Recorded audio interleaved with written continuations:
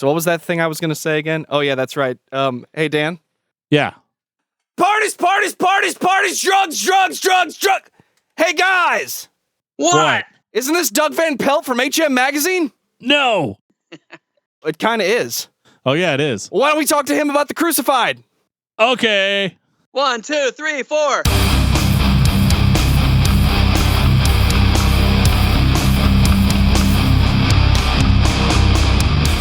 This is Doug Van Pelt of Heaven's Metal, and you're listening to Discography Discussion, and we're talking about The Crucified.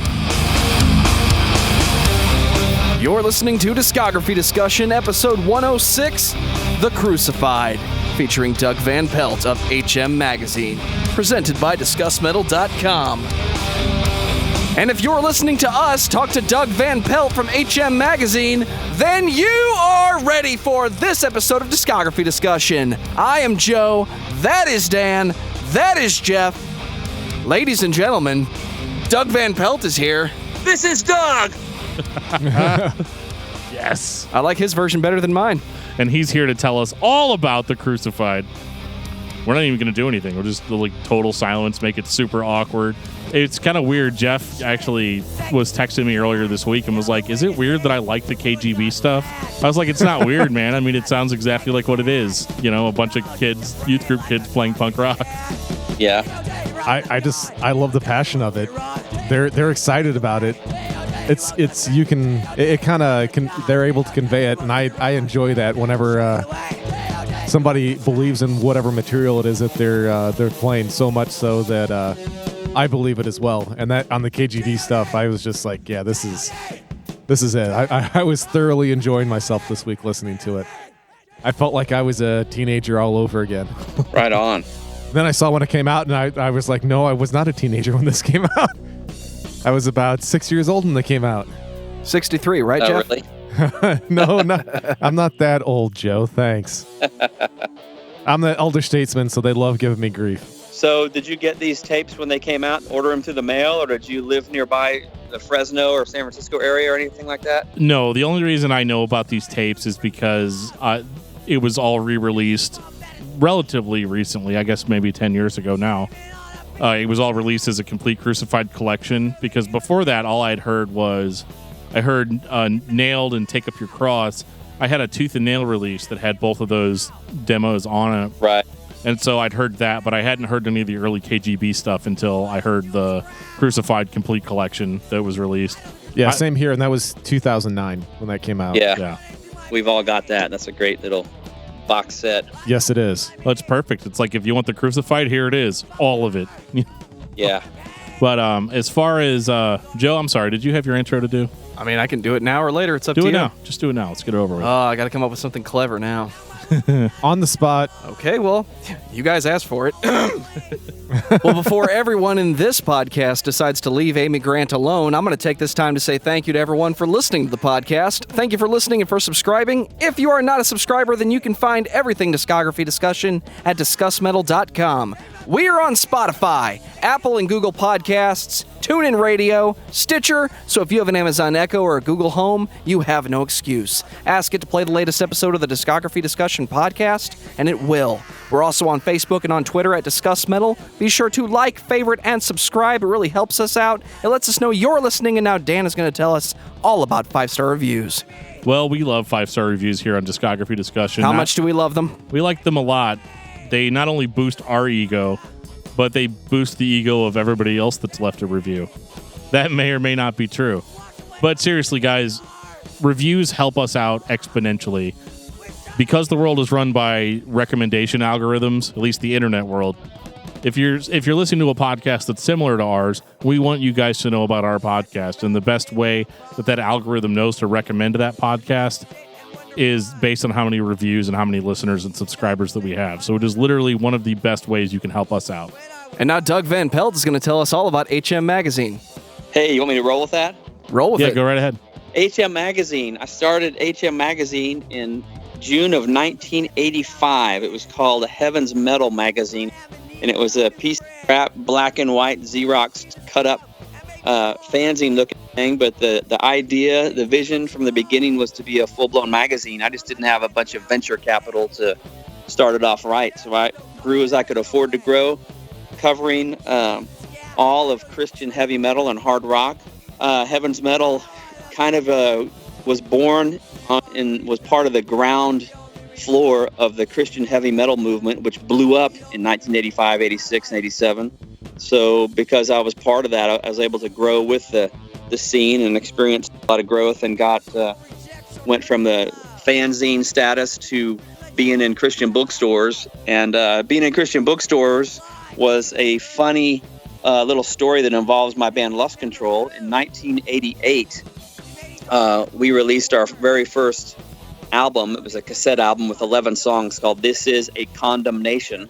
And a good buddy of mine named Mike Delaney, who was a really cool and a stellar part of the Christian underground music scene in the 80s, because he worked at Spring Arbor Distributors. It was a giant warehouse. It was a one-stop distributor based in Spring Arbor, Michigan. Double check that city. I think it's called Spring Arbor. It might have been Ann Arbor, Michigan, somewhere up in Michigan.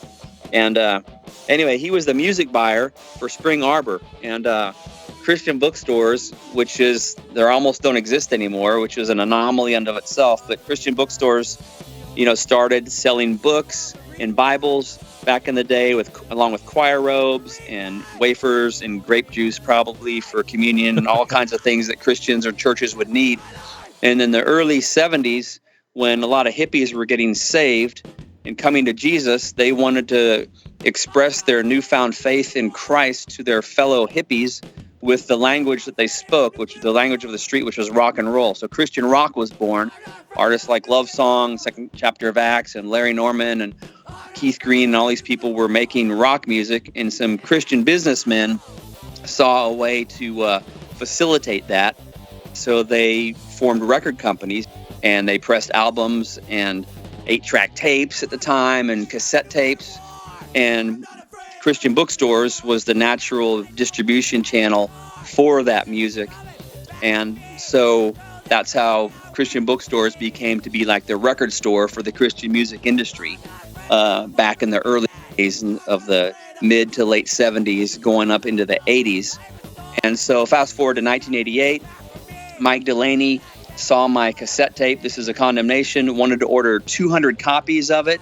So I packaged up 200 cassettes and shipped it up there. And the day that it arrived into the Spring Arbor warehouse, it became a buzz in the warehouse. Everybody that worked there seemingly was talking about it. Did you see the name of this album? Here, pull it up, pull it up, pull it up. Look at that. Giggle, giggle. It says Condemnation, and it was spread like wildfire. So the vice president of sales heard about it, and he called Mike Delaney, and I can imagine it was on the intercom. Mike, I need you to come into my office right now. And when he came in, it was probably shut the door behind you. And Mike Delaney was told under no uncertain circumstances he had to return all 200 of those cassettes back, because we were not going to sell those albums to our outlets, And some of those cassettes probably got shipped out to stores already, but he returned the cassettes to me, had his tail between his legs, and he said, if there's anything I can do for you to make up for this embarrassing moment, let me know. And I was like, well, actually, Mike, there is. I know you guys have a flyer marketing campaign where all the Christian bookstores, they get a shipment of Spring Arbor stuff, which was like, Amy Grant albums or Bibles or books or whatever. Spring Arbor sold it all. It wasn't just a Christian record company or a Christian book publishing. Spring Arbor was a one-stop that had it all. And so when you got your package from Spring Arbor, there was a little color Xerox flyer in there that said, hey, check out the new, book by Jen, or whatever. And so I said, you guys do this flyer campaign. Can I put a flyer in there for Heaven's Metal Magazine? And he was like, yes, we can, Doug. And so I designed a flyer and sent it to him. And the flyer took off in a lot of bookstores around the country. Said, sign me up. We want to get 10 copies. We want 20 copies. We want 5 copies and try it out. And it was so popular that the magazine buyer was looking over Mike's shoulder and said, hey, I'd like to take this title on. Can I do that? And that's how Heaven's Metal, received an upgrade as far as distribution and went from fanzine, mail order status to being on retail shelves. And so, sorry if this has taken me such a long time and I'm boring you with history, no, but there's fine. A little history of Christian music, Christian bookstores, and Heaven's Metal Magazine. And then Heaven's Metal continued to grow, and got a lot of favor from the Christian record companies. They looked at Heaven's Metal as what they wanted to market their product with, a vehicle that they wanted to market with. So I started doing advertisements and growing, and Star Song Records asked me to executive produce a box set, which was a heck of a lot of fun. So I took 31 songs, a song from each band in the Christian heavy metal scene that I deemed was worthy to be in the box set, put that out in 1992. But in 1995, 4 years after Nirvana came upon the scene, heavy metal became a bad word. It was like, the name Heaven's Metal was like the perfect name of a magazine. In fact, it was so perfect when somebody suggested I should change it to HM, I was offended. And I actually wanted to use language. I was at a Frontline Records offices late one night. I traded some advertising space with them for the opportunity to use their video editing suite. There was a little software and hardware program called the Video Toaster, and I was using that to put together and edit my Heaven's Metal video magazines, volumes 2 and 3. And Michael Sean Black, who had a song written about him by this band that would be fun to talk about later. The name of the band is escaping me right now. My Little Dog China was the name of the band. And Kevin Clay released a song called Color Me Black, and it's all about Michael Sean Black, which is funny. But he's a character in the Christian music industry. He was kind of into sales for Frontline, and he came into this office late that night. I was the only one there. I had the key to the place. I was editing videos late into the night, drinking coffee. And he comes in and he goes, "You should change the name of your magazine to HM." And honestly, because of my convictions and faith, I hadn't cussed in probably a good decade, and I wanted to throw out some choice words to that guy that night, because I thought I was offended. I was personally offended. Like, how could I change my name? Heaven's Metal is like the perfect name for a Christian heavy metal magazine. But people like to abbreviate things, especially people from Australia or Great Britain. They abbreviate everything. They call relatives Rellies. They call universities Uni, and people were calling Heaven's Metal HM when they wrote letters to the editor. So that conversation with him got me thinking, though. When I was alone, I thought, you know what? Because people abbreviated already, if I changed it to HM, it would, be the best name change I could do, because Heaven's Metal was so perfect. I can't imagine calling it, Glory Fire or some weird, magazine name. No offense to anybody that has a ministry or business or band or radio show called Glory Fire. I just pulled that out of the air. But in 1995, metal became a bad word. You'd think that, with a name like Heaven's Metal, maybe heavens became a bad word, that I faced pressure from the secular world to tone down the gospel or Christianity. But no, it's actually metal became a bad word. And the entire music industry, you had retail stores that had a metal section. Those metal sections disappeared. Radio stations had metal shows. Those shows disappeared.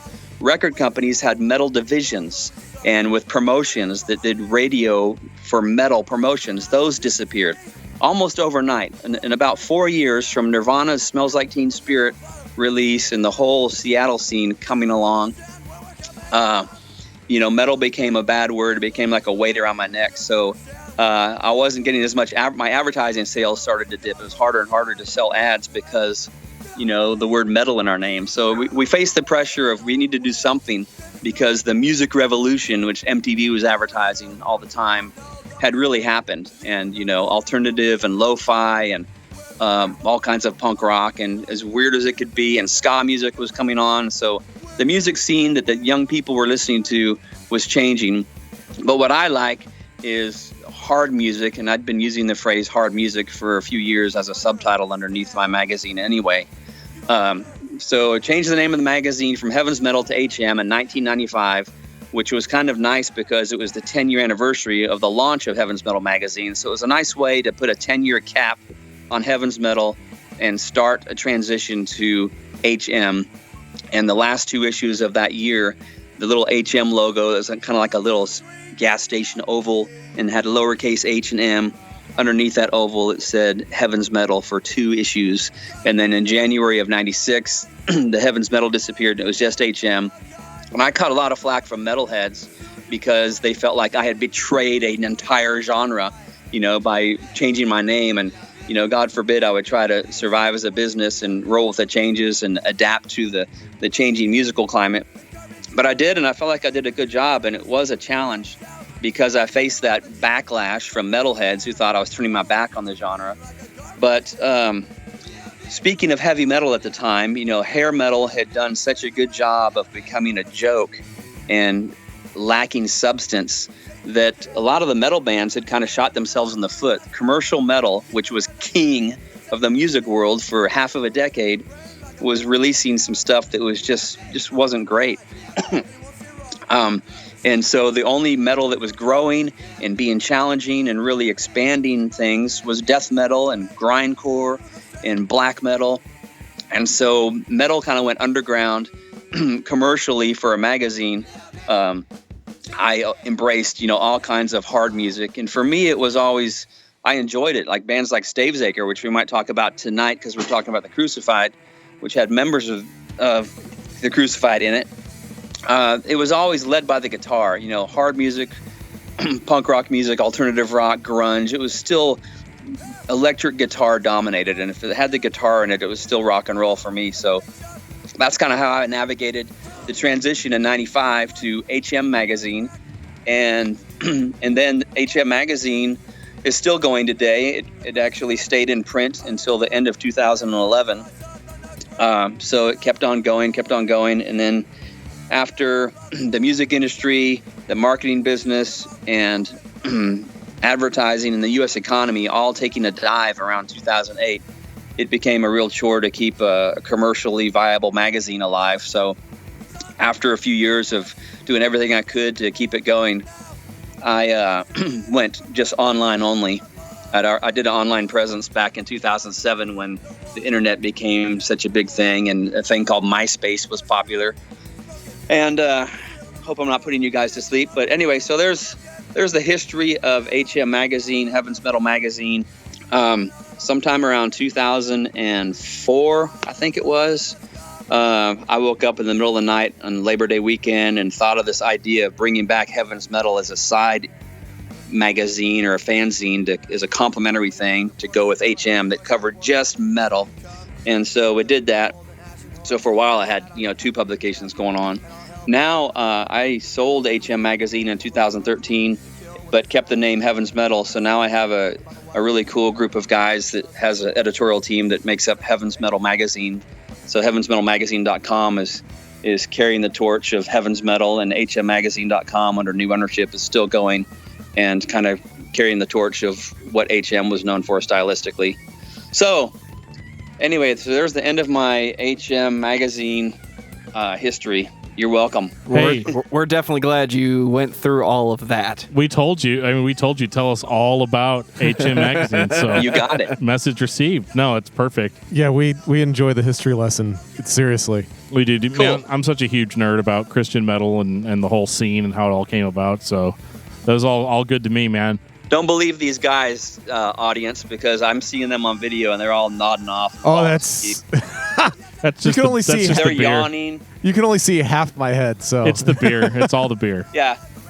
Joe's well hidden. There he goes. There he is. Joe does all the magical stuff for us. He edits the podcast and records it and everything. Me and this guy just show up and talk. I mean, that's our whole You deal. got the easy part. yeah, Absolutely. Yeah. Well, I contact the guests. So, I get people in order. I have the easiest job, no question. It's funny because Yeah. I was like, hey, I asked Doug Van Pelt if he wanted to be on the show, and he said he'd do it. And then they're like, how'd you pull that off? I was like, I just asked him if he wanted to be on the show, and he said, yeah, I'll do it. I'm going to go into a little bit of the first time I heard The Crucified. I definitely heard Stavesacre before I heard The Crucified. Wow. Okay. Yeah, so because, growing up, I'm about 33, so if you want to say, let's say I was born in 86, so by the time I was cognizant enough to be listening to music or rock music, would have been about the time that Stavesacre was, more of a prominent act than The Crucified.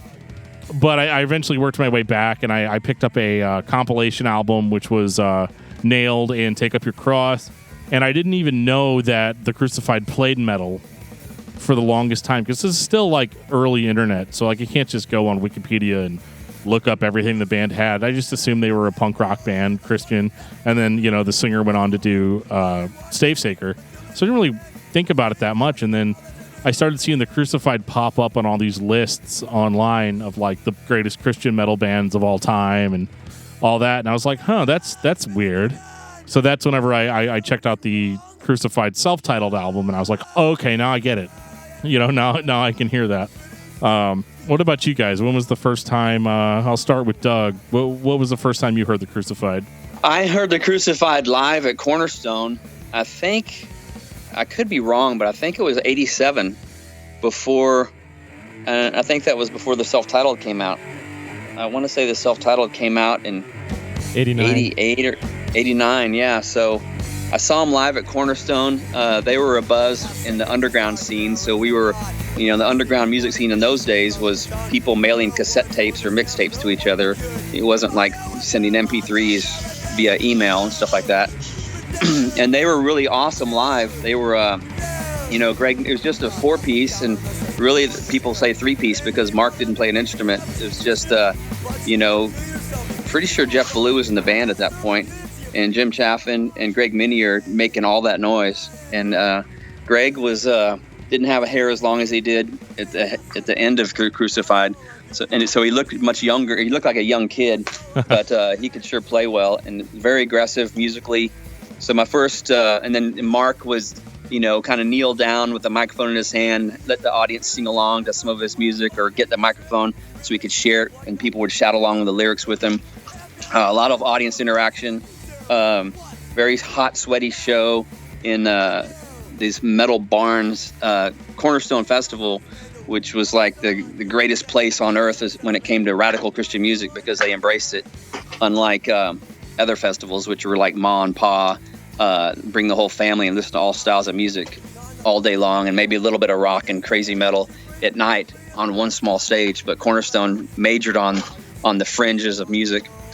And it was held at the Grace Lake County Fairgrounds up near, there's a big amusement park up there and just kind of northeast of Chicago. And they had these 2 metal buildings where they probably had some sort of rodeos, or they had animals doing stuff for, rodeos or county fairs during the summertime. But, the Cornerstone Festival rented out the place for half a week. And these metal buildings, when they had a bunch of people in mosh pits running around, and this was like July 4th weekend, so it was steamy hot.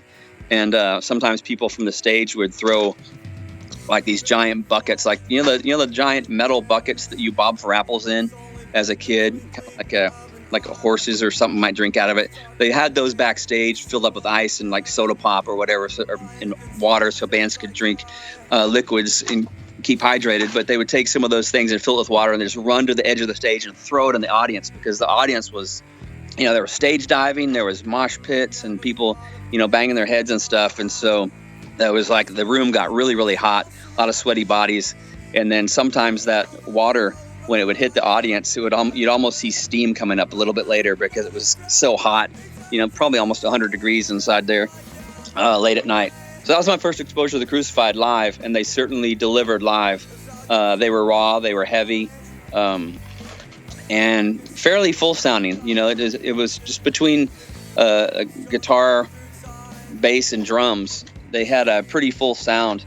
It wasn't like some of the recordings, which kind of sounds a little bit thin in places, but they sounded pretty full on live. So I got to hear some of those early songs at those shows. As far as a recorded package, I think the first thing I heard was maybe the Heavy Righteous Metal compilation on Pure Metal Records. I think it was Volume 1. It might have been Volume 2. They released the song Hellcorn as a single from the self-titled Crucified album. And that's not my favorite Crucified song. I'm not really into that song. So my first exposure to the recorded project didn't really do it for me. And even when I got the self-titled, it had to grow on me after seeing them live. When I saw songs like Crucial Moment live, where the audience is going, "United! United by Christ! United!"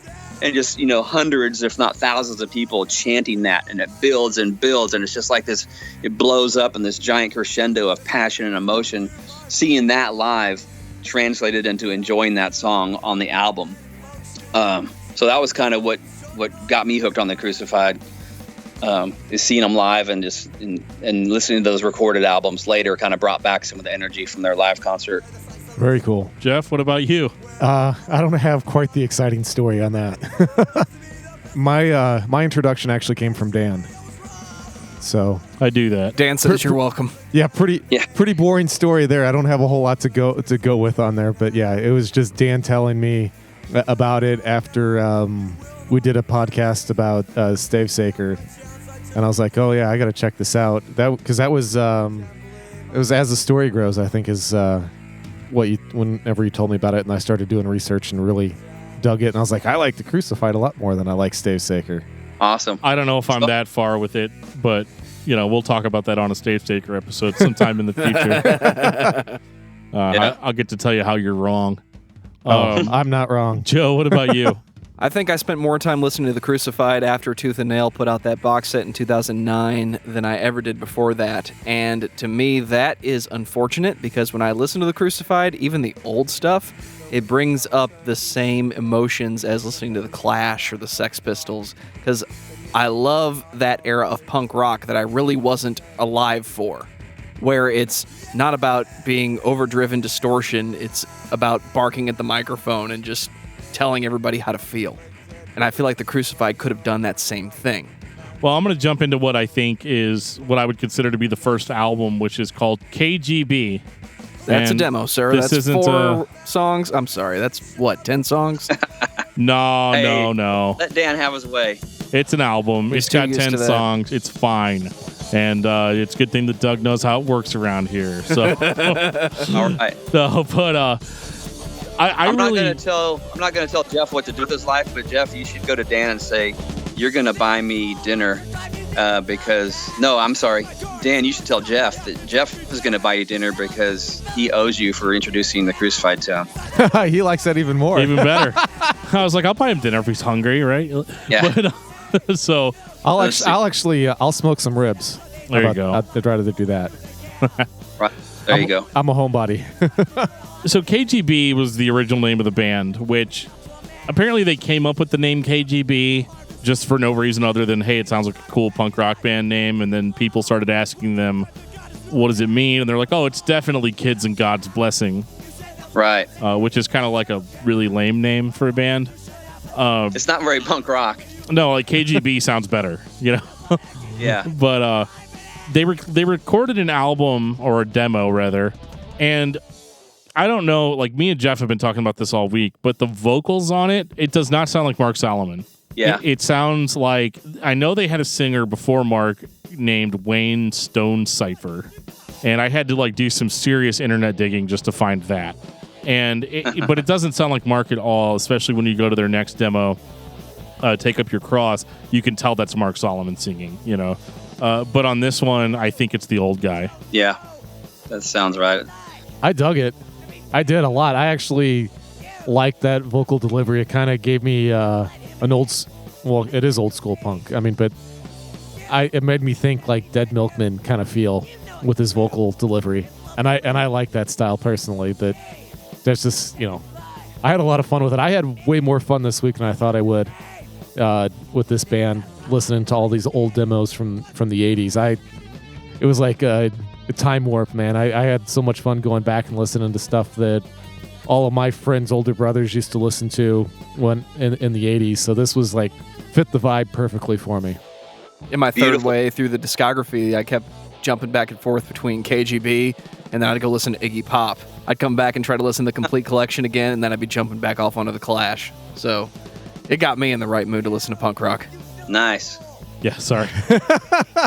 Dan's just listening to KGB. No, sorry. I was thinking about something else, but KGB was a really cool introductory demo, and what I like about it is that it sounds really good, which is unusual for early Christian punk bands. You would expect the Crucified's first demo to sound worse than their second demo, but you would be wrong. As a matter of fact, I feel like as far as their demos go, they stopped caring a lot more between releases, and we're going for more of a raw sound, whereas KGB sounds really clean. You can understand all the vocals. The guitar tone isn't really that aggressive. I mean, it sounds like what an 80s punk rock guitarist would play. But Right. one of the criticisms I have for early 80s punk and like hardcore punk and stuff is that it's not that aggressive. It sounds, I don't want to say electronic, but it doesn't have a crunch to it. And that really bugs me because it's like they almost put some kind of weird pedal distortion on it. And I'm not really into that. So that's the only really downside I have to KGB. I think it sounds like what it is. I think it sounds like a bunch of kids playing punk rock for Jesus because that's what they felt like they needed to do. And we're glad that they did and they got that start. But the band didn't really start picking up steam for me until they had Mark Solomon on board. And they went into the Take Up Your Cross demo, which is, again, a really long demo. So I'm going to call it an album. It must have been funny to see the Crucified in those early days because Mark Solomon became kind of an imposing figure and, with his bald head and his menacing look and his intensity on his face. And I'm told that from time to time he actually, he would get into the crowd and calm some situations down. And, sometimes at punk rock shows there's violence and there's stuff that somebody needs to do something about to keep the order going and keep the show safe or whatever. But when he was super young, I bet he wasn't as menacing. So I wonder, what his tenor was like and what, kind of how he came off to the audience. I think it was probably the energy was probably the paramount thing for that band as opposed to their image, which got stronger and stronger, I think, as time went on. I don't know. There even were a couple of somewhat negative stories about him during that time, about how he just wasn't like that receptive to fans and stuff, and they'd come up and want him to sign stuff, and he'd just be like, no, or he'd write some kind of Bible verse about how you shouldn't idolize people on their merch, which is actually kind of really funny. But it wasn't until I read Mark's book, Simplicity, that all that stuff started making sense as far as where he was spiritually. And how, the band was a very, very like upfront, like Christian ministry type of band, but the individual band members, obviously were doing things that maybe wouldn't fit with that. And just having to do that type of damage control all the time and having to be scared of what you do say to people and things like that. Everybody's got all these expectations on you for how you're supposed to act. So, I mean, looking at it through that lens, I totally get it. Whenever I think about some of those stories, it's like, I don't want to have a long conversation with you and then accidentally mess up and say something. I don't want somebody to hear me say shit on stage and then suddenly nobody buys our stuff at Christian bookstores anymore. So I understand that side of it. Yeah, I get what he's feeling. I'm behaving myself. Normally, I'm the reason why there's the beep button. Yeah, we beep Jeff pretty frequently. Yeah, I have teenage boys at home, so that's just when they're playing video games. That's not necessarily that I'm hearing it from them, but the online chat, that's all I hear is just a bunch of teenagers dropping F-bombs, perpetually. Yeah. So I kind of, to keep my street cred and try to be the quote-unquote cool dad, I always, I sound like a sailor pretty frequently. My dad is so cool, he cusses. Yeah. Yeah, well, You can't be a homebody, Jeff, and have street cred at the same time. It doesn't work that way. I'm at home. Make a choice. I'm at home getting my street cred online. Let's get that straight here. You're better than me. I'm the cool guy at church that cusses. That's, No, we're both. Dan and I are both the cool guys that used to run video game stores. So Right. that Oh, actually. really? Oh yeah, that's won me so much cred with my kids' buddies. I can't tell you how much that is. Like, oh, okay, Jeff's the cool dad. He knows all the video games and he's probably better at FPSs than we are, first-person shooters and all this kind of stuff. And I'm like, yep, that's right. Yep. Although I'm terrible at them, but I don't let on. Well, getting back to this demo. Oh yeah, it's, see now you know why we have such long episodes. I'm really good at taking people off on tangents. That's my job. There you go. on this demo, this Take Up Your Cross, this is a lot more extreme than KGB was. They're back. They're the Crucified now, which is the best name that they came up with. Yeah. And this is a lot more hardcore punk. I would actually throw it, as far as the year goes, it being in the 80s, and this being as extreme as it is, this is definitely hardcore punk, as opposed to just youth group punk rock. And I Right. appreciate this sound so much more out of the Crucified than I did on KGB, just because it's Mark Solomon, it's heavy. Some of the songs actually borderline on thrash metal, which really is important later on. Yeah. And I love it. I don't love it as much as I love the Crucified self-titled, but it's a huge step in the right direction. And it's a lot of the songs that you heard on KBG, but they're like beefed up significantly. Yeah. I think the one of the things is, if I remember correctly, from whenever Mark was on As the Story Grows, he said something along the lines, this is whenever they started getting street cred, essentially, and they were honing their craft because they were playing so much live shows. It was really, really interesting. I think it was Mark that was on it. Maybe it wasn't. But one of the guys from the Crucified was on the that episode and was talking about it. And that's part of the reason why the sound changed, because that's what they were, drifting towards. But that's also what they were getting good reactions from whenever they were playing shows. And so it kind of went hand in hand. Well, I remember reading in Mark's book about how he sent a demo off to a pen pal, essentially, because that's what you did back in the day. You traded tapes with people, because you're such a small scene. There really wasn't a market for Christian punk rock at the beginning. So the only way you could find like-minded people is to write letters and find people through magazines and do fan magazines and things like that. And he said he remembered sending a tape to a guy of their Take Up Your Cross, or it might have even been Nailed. And the guy's only response is, "Thank you so much for not sucking." Which is awesome, because like you send somebody KGB, you're like, either I'm never going to hear back from this person, or they're going to think it's the greatest thing ever. But it's not the best punk rock out there. But by the time you get to Take Up Your Cross and Nailed, you've got a totally different monster, and you've got a band that's not afraid to go the more extreme. But they kept their lyrics kind of in the same spot. This is an era of Christian music where we weren't worrying every time a band released an album, are they still Christian? Are they not? Right. Oh my goodness. This band is called The Crucified. They are obviously all about God. Right. Well, you'd think that, but there's tons of bands that you'd think were all about God, and then like 2 albums later, they're like, yeah, I don't know about it. We talk about a lot of those bands on the show. That's what they call a Dan Terry special. You're sleeping in a bed of shame. Is the Christian band that started off very evangelical and then fell off the bandwagon like 8 years later. The Crucified, you didn't have to worry about that, really. At least if there was stuff going on behind the scenes, you didn't know about it.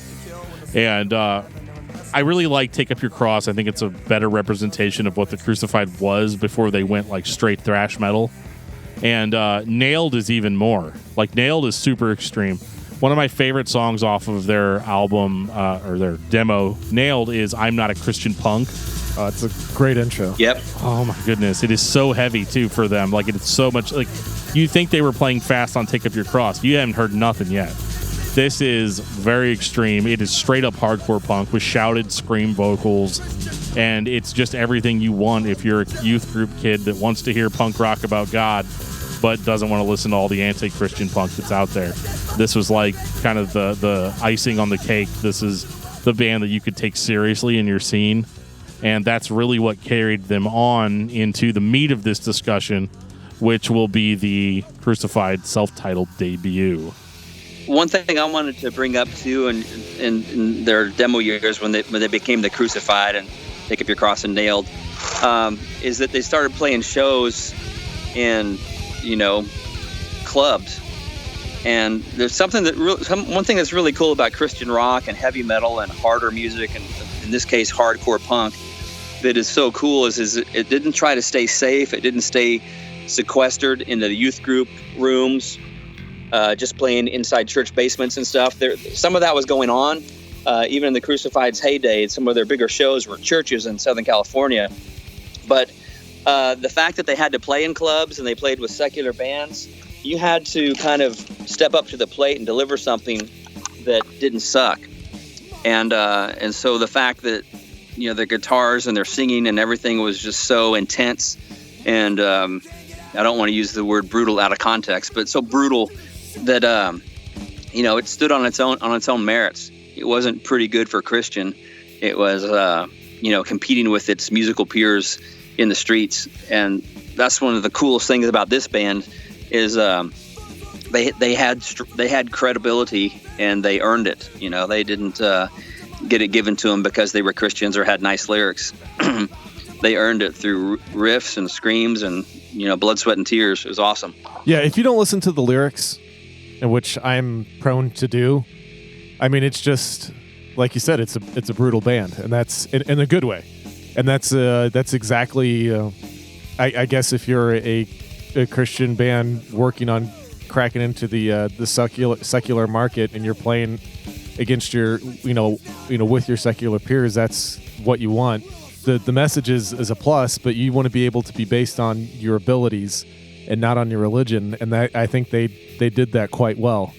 There's a lot of bands that, like we talked about, the Dan Terry Specials, I think they start out as Christian bands because they think that's the quick, easy way in to grab that quick buck, and then once they're established, they're like, oh, I don't know, we're a secular band now. We drop F-bombs and we're cool now.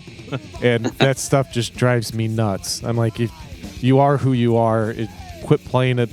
If that's, if you were lying all these years, that just pisses me off. That's just trash. That makes me angry. And these guys are just, Crucified is just the complete opposite. They're badass, through and through in a good way. So I really, really, really enjoyed this week listening to this discography. I knew I was going to enjoy it, but I didn't expect the demos to be as good as they were before, the self-titled hit. I was shocked in a good way. I was super happy. Yeah. I think that this album has some balls on it, if I'm allowed to say that. You are. Okay. Balls. Perfect. Lots of balls on this episode. Huevos Rancheros. Oh, there you go. These are some ballsy songs. At one point, he even calls out Slayer, which is the craziest thing I've ever heard, like a Christian thrash metal band too, where he's like, yeah, and those boys of South of Heaven act all concerned, and then they turn around and charge $20 for a T-shirt. And I was like, man, like, this isn't even like a theological thing. This is like, you guys suck because all you care about is money. And I'd never heard that out of a Christian band before, like calling out a prominent band that was in the same genre. But this is so aggressive and so intense. I mean, when the pit comes on, it loads. I mean, it comes in just like any other heavy metal album. You've got guitar squealing going on all over the place. And then it goes into this punk rock thrash metal rhythm. And you've got Mark's vocals are hitting you like a machine gun. Just bam, bam, bam, bam, bam, bam. And he's so on point and he sounds so good. And you're just like, oh my God, like, where's this band been my whole life? Especially if you hadn't listened to a lot of thrash metal bands before that. And I would imagine that a lot of Christians probably hadn't. If they were only raised in Christian music, you've got your Bride and stuff like that. And, you've got bands that were heavy, but like not like this. Mm-hmm. This was like a whole different beast. And even today, I think it stands up where people are appreciating, old school thrash metal a lot more. It was great to see how they made the transition from being a hardcore punk band to being a thrash band. And it was actually almost seamless. Like, you'd almost have to be blind not to see it coming. Yeah. And for the record, I think Hellcorn is awesome. It is a good song. I don't want to, but at the time, I did not like it. They went on the self-titled for a long time. Yep. That was like their big thing. So when Pillars of Humanity came out, I'm not gonna lie, I didn't like this one as much. Really? I really didn't, and I know it's like considered to be like their masterpiece, like their swan song. But I actually found this one, in comparison to the first Crucified album, to be kind of boring. Yeah. It was more thrash than punk, I feel. And it was like a little bit more metal. Like, and it had a little bit of that like early 90s hardcore in it, which is a style of music that I really like. Like, I can see the transition from bands like the Crucified on Pillars of Humanity. I can see how you got stuff like 6 Feet Deep from that. And how you got like Unashamed and like all those, and Focused and like bands like that. I understand that it's important historically, but in a world where I'm listening to stuff like Zao and it doesn't hit me the same way as those hardcore bands do.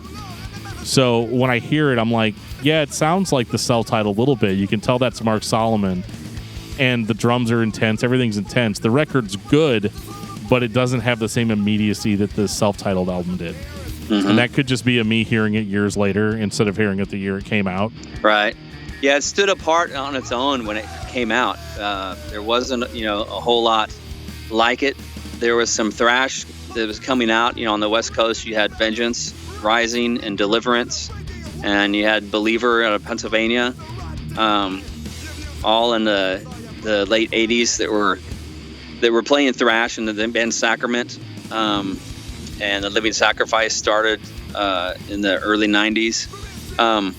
But going back to like 1989, as far as recorded product that was out there wasn't hardly anything else like that in the Christian music scene, for sure. I'm going to do a quick shout out since you just said Living Sacrifice. There you go. We're big fans, especially unfortunately after DJ left. I wasn't a huge fan of his vocals, but the hammering process is like in my top 10 all time. I was about to ask you what's your favorite. That's probably my favorite of their albums too. Excellent, very good choice. I love that album. Yeah, I enjoyed it as well. I think did I say Hammering Process was my favorite one? I might have said Reborn. This might have been revisionist history going on I right have now. to have some continuity with what I said on the episode. It definitely wasn't. It was not. It the wasn't Hammering non-existent. No, It might have been Conceived in Fire. I think it was the one they put out after the Hammering Process. Yeah, I think that's correct. Yeah. Yeah. Although DJ is an awesome dude and he's actually so cool. has a really awesome voice. We just didn't think so when we did that episode. But yeah, Pillars of Humanity was a good record, and I appreciate what it did for Christian hardcore. I think I even mentioned whenever I was talking to you about coming on the show that Christian hardcore wouldn't exist without the Crucified. Yeah. I think that is a true statement, just because I can hear people taking ideas from what they did on the Pillars of Humanity and kind of beefing them up even more, and actually kind of slowing it down. And because hardcore, I remember being kind of slow, like earlier hardcore. I remember like hearing stuff like 6 Feet Deep and being like, yeah, it's kind of like the Crucified, but a lot slower and like more emphasis on the heaviness, and that was before bands were playing like Feedback and trying to find other ways to be extreme. But I could definitely hear the influence on it. But for whatever reason, Pillars of Humanity just didn't really do it for me. Yeah.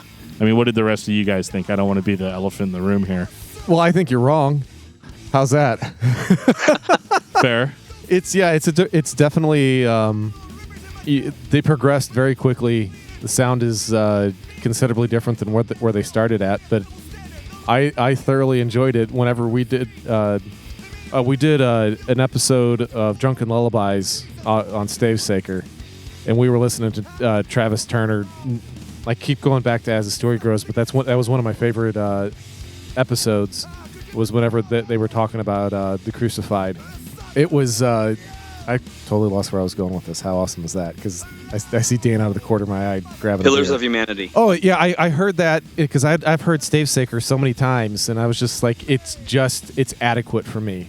I was not a big fan overall, and then I heard Pillars, and I'm like, this is what Mark did before. Are you kidding me? And he went to that, and I was like, Crucified is awesome. I was like, I'm loving this stuff. Yeah, they are. And I definitely, I think the reason why I like Crucified so much is because I heard the downplayed version of what Mark has become with Stavesaker, and I loved the intensity that the Crucified had, comparatively speaking, and it just because Pillars was the first thing that I heard, and it just blew me away because I was like, this is not what I was expecting, and absolutely loved it. Yeah, Mindbender to me just showed them coming up with just a great song. That's probably my favorite Crucified song of all time, although The Power of God, and I want to talk about the Straining Life and The Power of God later, but when I heard Mindbender the first time, I was just like, oh my gosh, they've arrived. The progression of their sound had really gone up a notch for me, and totally liked that album from the get-go. And they came to Austin to play. I'd like to tell a couple concert stories if I can. You can, yeah, Absolutely. Okay. So the Crucified comes to the Austin Opera House. There was an 86-year-old lady named Blanche Paul who she had a son-in-law who got saved, came to Christ and changed his life out of a life of drugs and being kind of a loser husband probably, came to Christ through Christian heavy metal. So this 86-year-old lady put on Christian metal shows. She brought Believer, White Cross, the Crucified, Sacrament, all these bands came in because of her. She would just put on a show out of her own money, and sometimes she would get enough people there, like 100+ people there, paying their ticket price to make the situation work, but she brought in shows on a regular basis. So the Crucified played the Austin Opera House, which was a fairly large venue. It was a single-story place and had a large room in it. And it was funny, before the show, I went out there while they were setting up during the day before the show started. And Mark Solomon kind of called me back into the hallways behind the place and wanted to talk to me. And it was funny. He was kind of grilling me like, why don't we give his band more coverage in Heaven's Metal?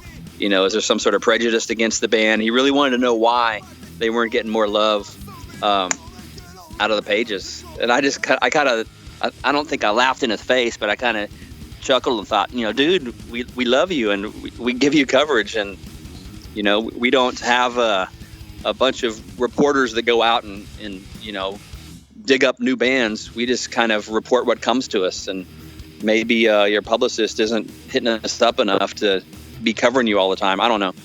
But it was funny that he really wanted to know what the score was and why he didn't get more love in the pages of Heaven's Metal. And I can't remember right now if the Crucified played Austin twice. I think they only came to Austin once, and it was on that tour. And my band Lust Control opened for them, and it was a funny show because all the members of the Crucified just got chairs in the back of the room, kind of about 20 yards away from the stage, and just sat there and just wanted to see this silly punk rock band they'd heard about. And we played a 1 hour and 15-minute set, which was agonizingly long for all the people who were there to see the Crucified. Here's this local band that, the adage is you're supposed to, as a warm-up act, you're supposed to warm the audience up and make it quick and leave them wanting more, so that people are all there to see the main act. So we not only played an hour, but we told the MC, hey, get the audience to ask us out for an encore. And he's like, what? And he's like, no, do it. And so he egged the audience on to ask us for an encore. We played 3 more songs. And I found out later that Blanche Paul was going ballistic. What are they doing? She was about to have a cow because we kind of spurred this on. And that's kind of one of those funny, embarrassing moments that I actually did with my band that I shouldn't have. Did you open with Saved by Grace?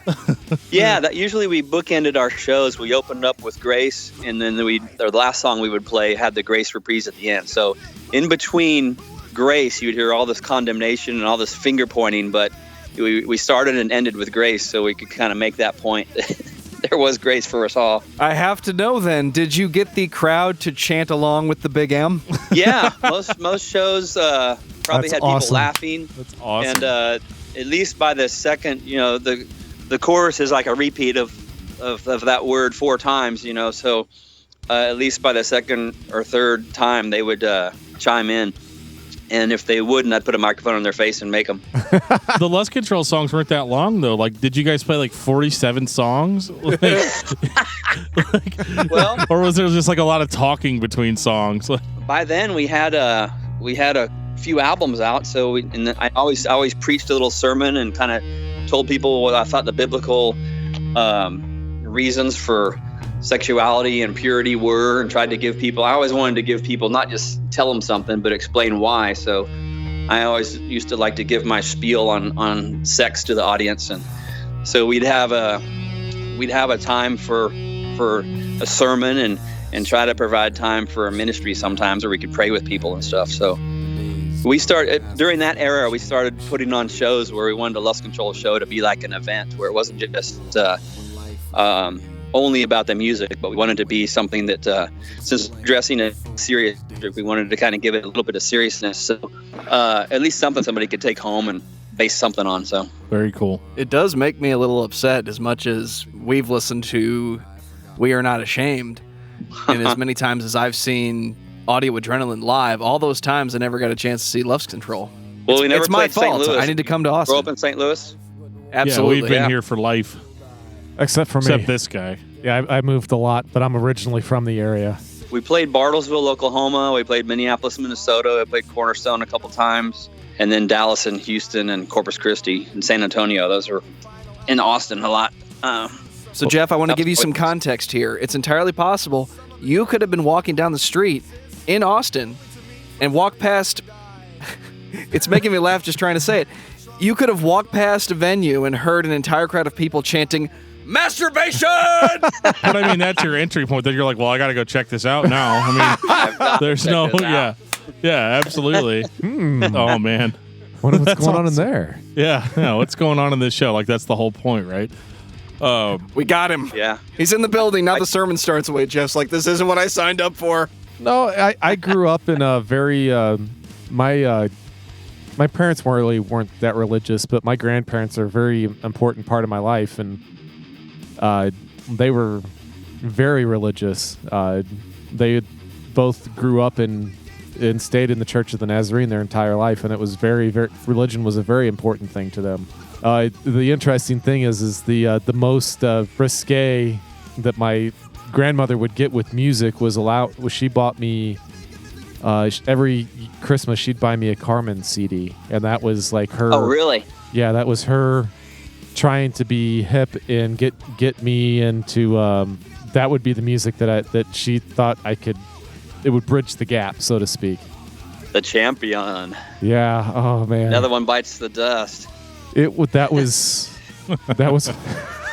it was very difficult because my parents would make me listen to it, at least when I was at grandma's, and then because Now, son, she spent money on this, so you need to listen to it. oh, and she'd quiz me on it too. Oh, really? Oh yeah, She to quizzed you on Carmen lyrics? Yep, to make You know sure what that he's trying to say here? yes, I'm serious, and she would start. It would be her way to start an in-depth conversation with me about religion. Well, she was trying to relate to you. Oh yeah, I'm not trying to say that. I mean, it was my mom's parents, and I love them to death. I always tell everybody like, "Who's your hero?" And I'm like, "It's my grandfather." I was like, "There's not a more loving, caring person on the face of the earth, that was a joy to be around." I mean, he made me want to be a good person because I wanted to be like him. I'm hoisting a beer to you. It's called Willin, Willin, and it's by the Brazos Valley Brewing Company out of College Station, Texas. It's an IPA that's kind of citrusy. Anyway, Oh, have you ever had Space Dust by Elysian? All right, Dan will be here for a while. Yeah. It is my favorite beer. It is I'm drinking it. good. I'm drinking it right now, and it's Right the same thing. It's an IPA with citrus, and it's like my it's better on signature tap beer. than it is in the bottle, I think. Absolutely. If you can find somewhere that has it on tap, but it's getting more and more distribution. It used to just be local here to St. Yeah. Louis, but now it's gone nationwide, which is great. yeah, I'm not a big IPA guy. I'm stouts through and through. Get out of my house. Oh, yeah? Oh Okay. yes. But yeah, as far as Pillars of Humanity goes, I didn't care for that one very much. I seem to be in the minority there, so I'm going to keep it on there, on that level. But Yeah, you're wrong. yeah, well, you know what, Doug? I'm going to take that from you. I won't take that from anybody else just because I read your magazine. Especially Sorry. Jeff. I read your magazine for decades, and so I got to give props. But if Doug Van Pelt tells me I'm wrong, I'm probably wrong. However, Absolutely. as far as the other stuff they released, so they were going to record another album that Yeah, did let's not talk come about to that. it didn't come to fruition. But we did get 2 demos off of that called what was it, Power of God and Straining Life, Straining Life. Yes. which had different names on it as far as what's the title of that song until they actually re-released it on Light of the Underground by Ocean Records. They released those songs, one on each of their volumes. And but prior to that, when they would play it live, because they were playing a lot back then, especially in Southern California, and 2,000 or 3,000 kids would show up at these shows. That's crazy. They were amazing, yeah. And the whole spirit-filled hardcore scene erupted after that with Focus and Unashamed and all that. Oh yeah. But That's they my would play bread and those butter. songs. It was like a teaser, and people didn't know what to call that song until I guess they dubbed it that title when they released that compilation album. But what would that third Crucified album have sounded like? Judging by these 2 songs, oh my goodness. It sounds kind of like the spirit-filled hardcore bands. Like not exactly like, but you could tell that those bands were taking props from the Crucified anyway. Yeah. But like it sounded more like they were going in more of that 90s hardcore direction. They were beefing it up just like they did in the 80s. They went from punk to hardcore punk to thrash punk or whatever you want to call that. I think they used to call it crossover thrash. And like and it was definitely that for its time. I think they would have adapted with the times. I think they would have gone in much more of a spirit-filled hardcore direction.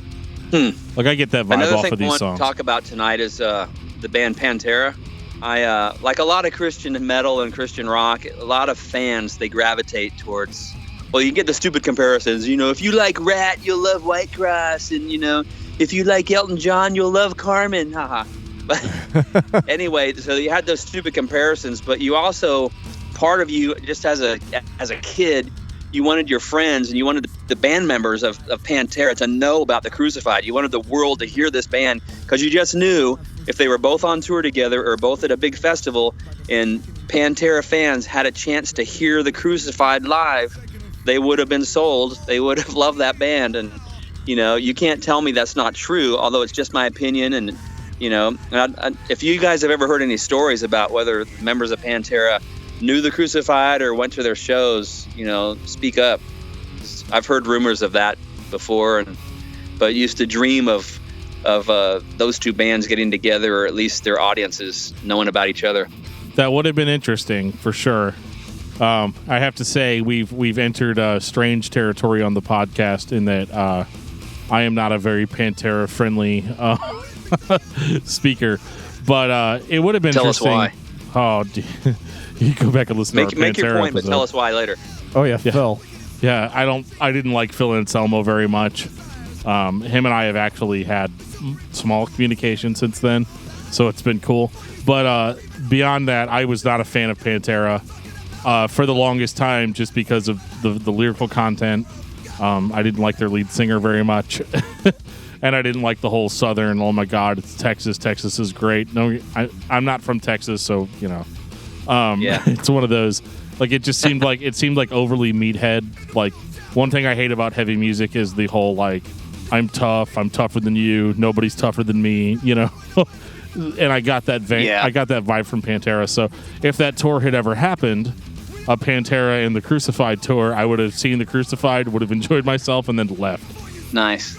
But that would have been interesting, though, because I can see what you're saying about if Pantera fans could get a hold of the Crucified, they would have another band to kind of rally behind, you know, and, you know, maybe the Christian lyrics might have put somebody off or not, but I don't remember Pantera's lyrics. I mean, there was a couple of songs, but Pantera wasn't necessarily not Christian friendly. That's kind of a bold statement, but I could see their fans maybe latching on to what the Crucified had going on, because it was the same sort of deal where you had an aggressive, you know, almost hardcore edge, but then you had this metal backing to it. And yeah, their fans may have responded pretty positively to what the Crucified was throwing down. Yeah. But no, as far as to answer your question, I don't know if any of the band members had ever heard the Crucified or considered taking them out on tour.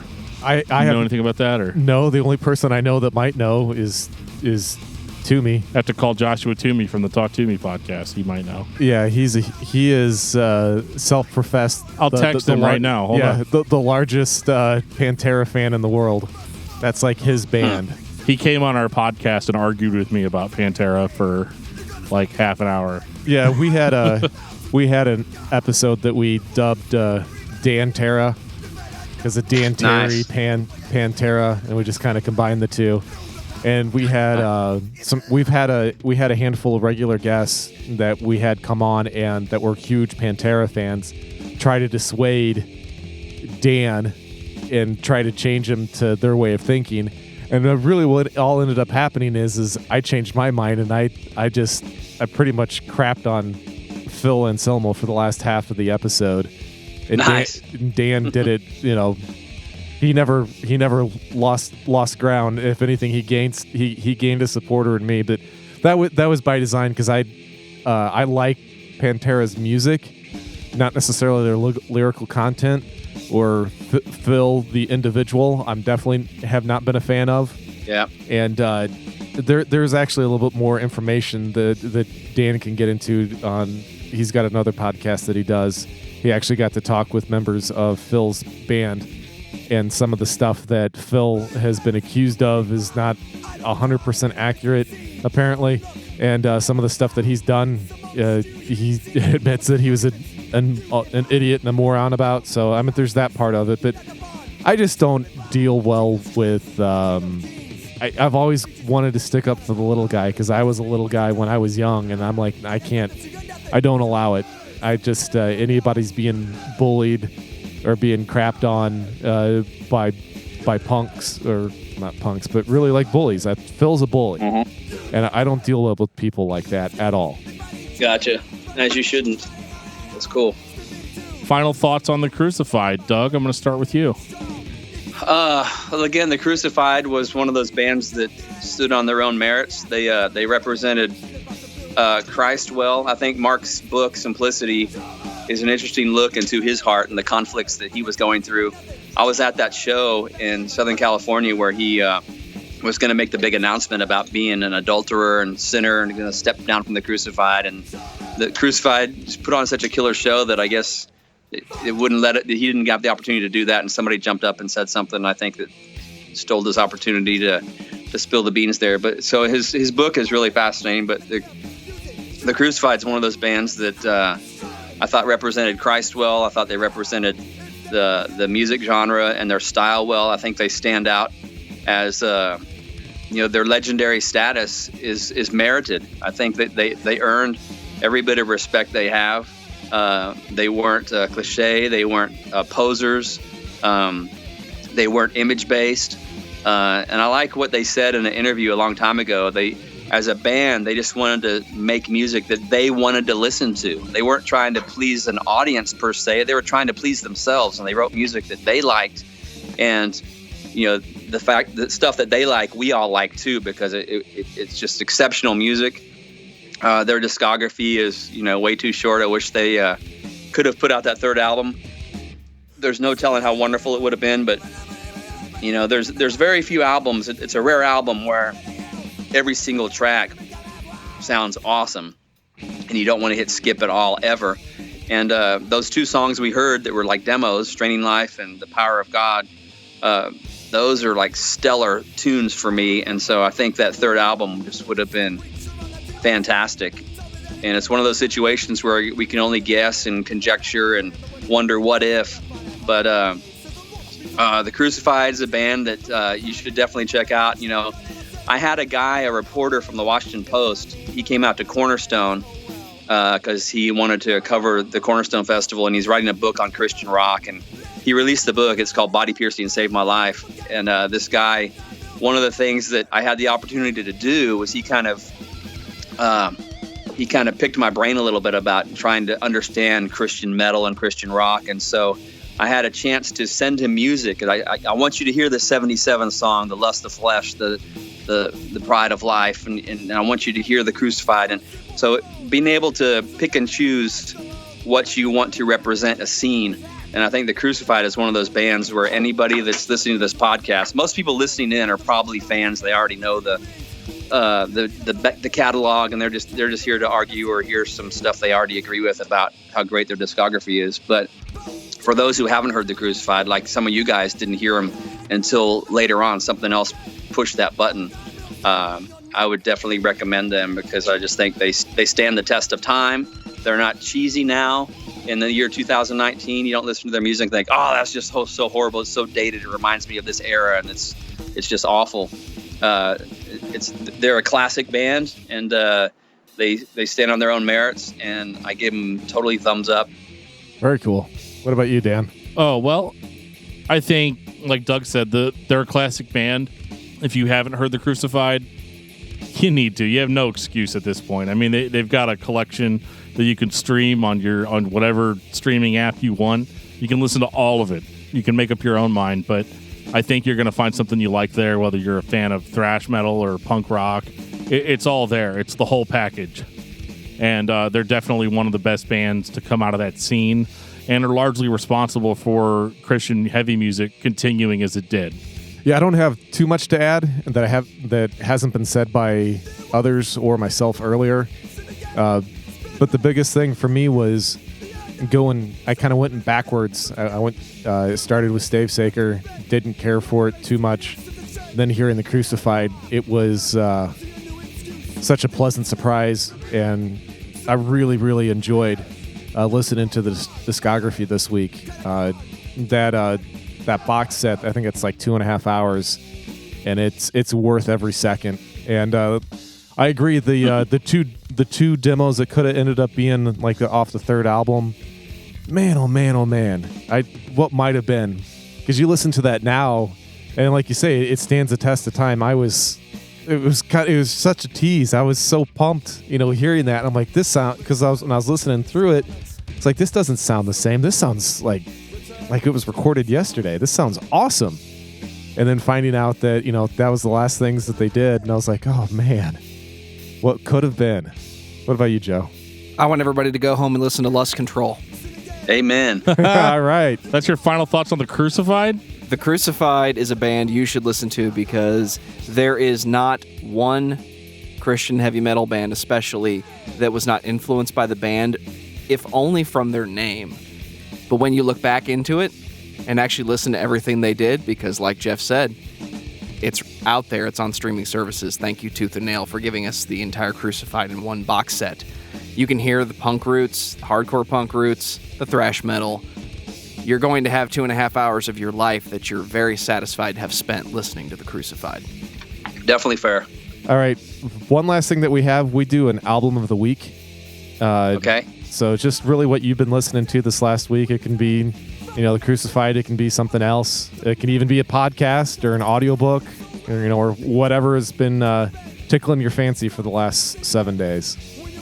I don't have to listen to the Crucified to do my homework to prepare for this podcast, because I can talk about the Crucified at the drop of a hat. I listen to, nowadays I have an iPhone, and I listen to my music on shuffle, and I've loaded like thousands of songs on my phone, and any song I hear, I really, really like and actually love. So I'm pretty happy all the time with my music collection, and a lot of Stavesacre, and the new Stavesacre album.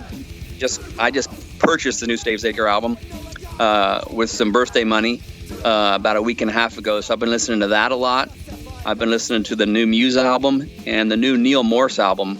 I've been listening to a lot. Most of the stuff I listen to like on shuffle. Like, it's not so often that I'm listening to an album, track 1 through 14 or whatever, all in one sitting. But listen to individual songs.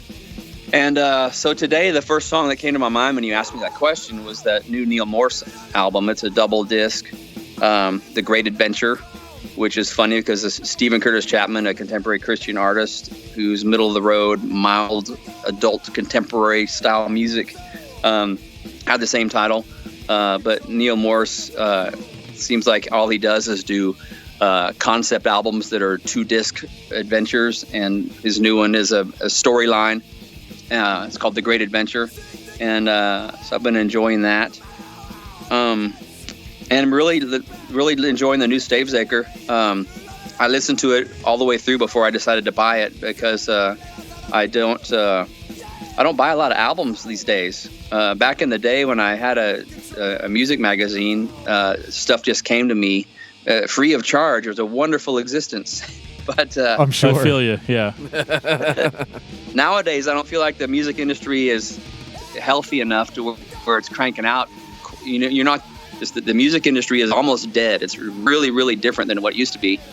I don't think artists are making a living like they used to. So anyway, it takes a lot for me to actually shell out the bucks to buy an album. I haven't been much to buy singles, like going to iTunes and buying one particular song. But so I tracked the whole Stavesacre album, MCMXV or whatever it's called, and I am liking it. I appreciate the heaviness of it. So that's my boring answer to your question. Cool, sweet. We like your boring answer. Well, Doug, in the interest of time, we'll save ours for for later. But if you got to go, we will let you go. But I wanted to ask real quick, where can people find you online, or what do you want to push? Oh, thanks for asking that. I stay busy. I haven't been as busy as I've been the last 5 years, but I've written like 4 or 5 books. I co-wrote the Michael Sweet autobiography called Honestly, and I think it's out of print already. I think a record company released a book, which is kind of weird. I think 1,000 copies of that book. I saw on eBay that it was going for like $200 for a book. Wow. But that was a book I co-wrote. I put together a collection of interviews from the pages of HM Magazine called Rock Stars on God. that came out on Relevant Books, which is the same publisher who did Andrew Schwab's book and Mark Solomon's book. That's out of print.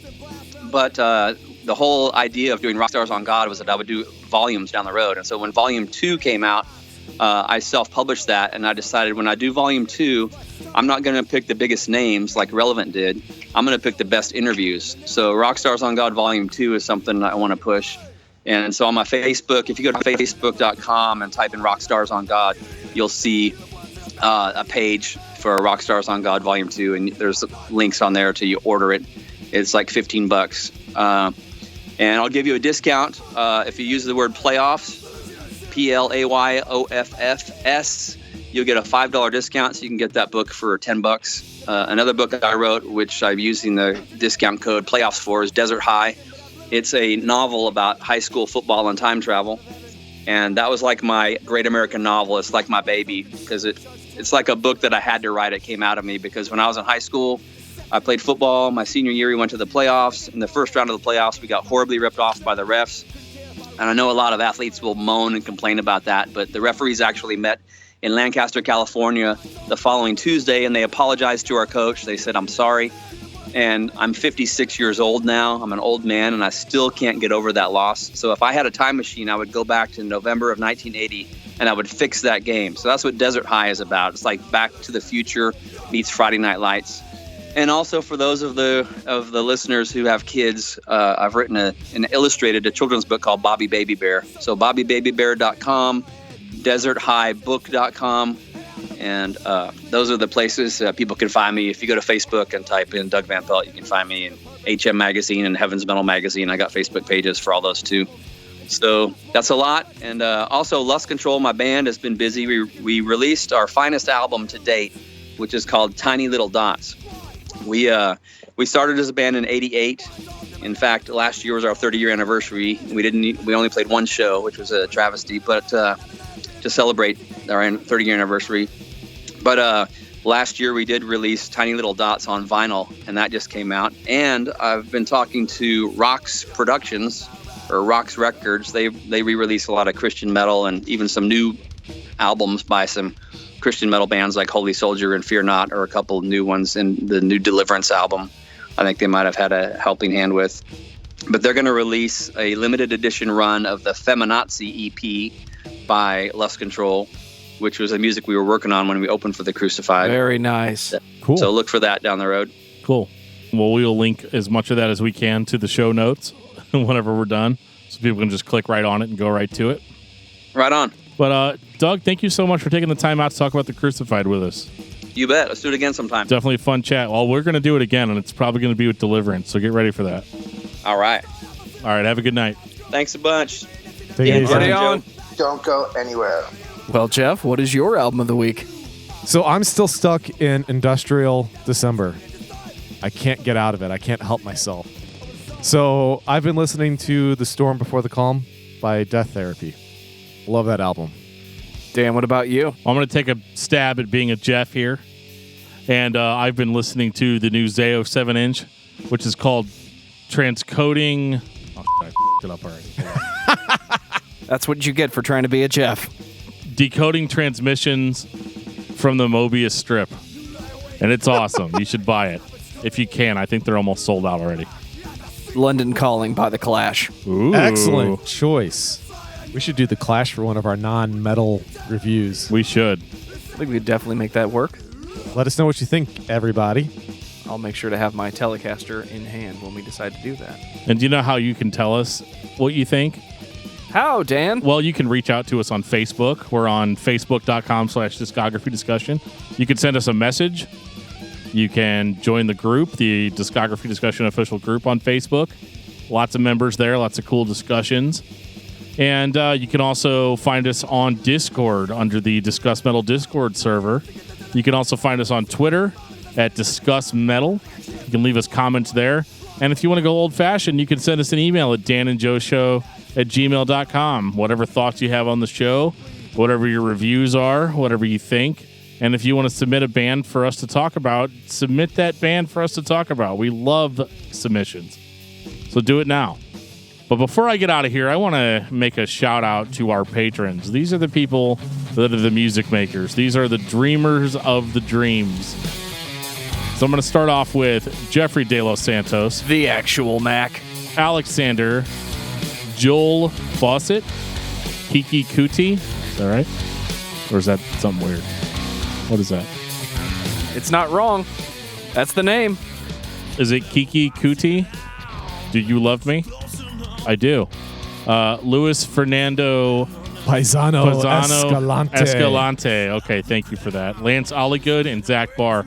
You guys are the best. You guys help us keep this podcast dream going. You make Dan struggle through saying your names live on the show. Absolutely, and that is worth the price of admission. So thank you so much. We will get more content out to you as soon as we have it. I want to say thank you to all of our patrons. $1 will get you into that exclusive album review feed, which by the end of the month will be featuring individual album reviews. That it will. And I don't mean the regular individual album reviews. I mean Dan's 21 album review. Special ones. They're coming. And on that note, this has been episode 106 of Discography Discussion. Thank you for listening. You can like us on Facebook and follow us on Twitter at Discuss Metal. Subscribe to our podcast everywhere you listen to podcasts, including Google Play, iTunes, and Stitcher. Visit DiscussMetal.com for all things discography discussion. And please send questions and comments to danandjoeshow@gmail.com. If you are not a patron, you can become one at patreon.com/DiscussMetal. We have some sweet perks. Give me your money.